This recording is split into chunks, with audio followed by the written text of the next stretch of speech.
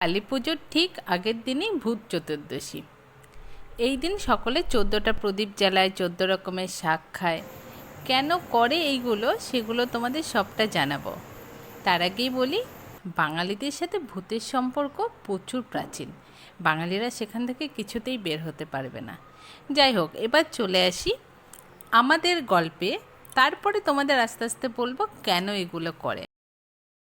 বাজারে 14 রকম শাকের কোনো অভাব নেই, কিন্তু ঘুম থেকে উঠে বিভিন্ন জায়গা থেকে একটা একটা করে শাক কালেক্ট করা, এই আনন্দটা আর কিছুর সাথে কম্পেয়ার করা যায় না।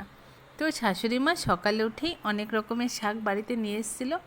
জাস্ট 2 রকমের অভাব হয়েছিল, মানে কম পড়েছিল, সেটা আমি অ্যাড করে দিয়েছি। আর ঘুম থেকে ওঠার আগেই দেখি মা 14টা প্রদীপ নিজের হাতে বানিয়েছে। এইটারও কিন্তু বাজারে কোনো অভাব নেই, কিন্তু নিজেদের করার মধ্যে অনেক আনন্দ আছে।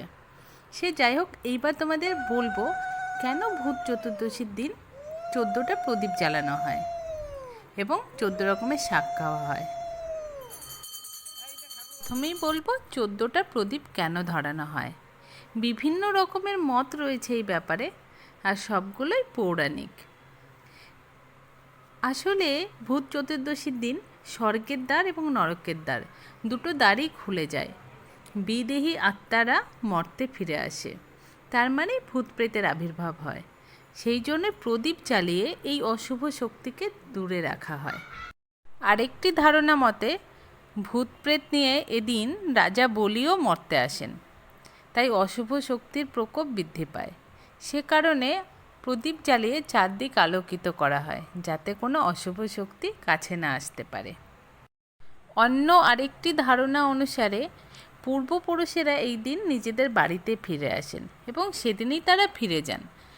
অমাবস্যার আগের রাতে অন্ধকারে যাতে তাদের পথে কোনো অসুবিধা না হয়, সেই জন্য বিভিন্ন জায়গায় প্রদীপ জ্বালিয়ে পথ আলোকিত করা হয়, যাতে পূর্বপুরুষেরা ভালোভাবে আসতে পারে এবং তারা মনে করে যে বাড়ির লোকেরা তাদের মনে রেখেছে। তো এইরকম বিভিন্ন ধারণা রয়েছে প্রদীপ জ্বালানোর পেছনে। তো বাঙালিরা সেটা খুব সুন্দরভাবে পালন করে। তবে 14 শাক খাওয়ার পেছনে কিন্তু রয়েছে বৈজ্ঞানিক যুক্তি।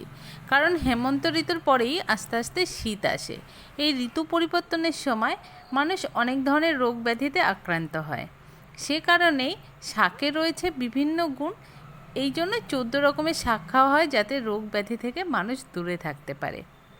অনেকে হয়তো এত কিছু জানেই না, জাস্ট সবাই মানছে, সেইভাবে দিনের পর দিন মেনেই চলেছে। বাট এই ধরনের পুরনো জিনিসগুলো জানতে খুব ইন্টারেস্টিং লাগে, তাই না? সে যাই হোক, আমাকে যদি পার্সোনালি বলো, আমি ভূত চতুর্দশীতে সেভাবে বিশ্বাস করি না, কারণ অলৌকিক শক্তিকে আমি বিশ্বাস করি না। তবে ওই হয় না, প্রত্যেকটা ফ্যামিলিতে কিছু কিছু সংস্কার রয়েছে, সেগুলো বহন করতে হয়। আমিও করছি, আমার ভালোও লাগে করতে, এতে কোনো অসুবিধা নেই। দিনের শেষে সবার ভালোটাই ভালো। সকলকে ভূত চতুর্দশী এবং দীপাবলির অনেক অনেক শুভেচ্ছা জানিয়ে আজকের ভিডিওটা এখানেই শেষ করছি। দেখা হবে নতুন কোনো ভিডিও নিয়ে। সকলে খুব ভালো থেকো, সুস্থ থেকো। টাটা।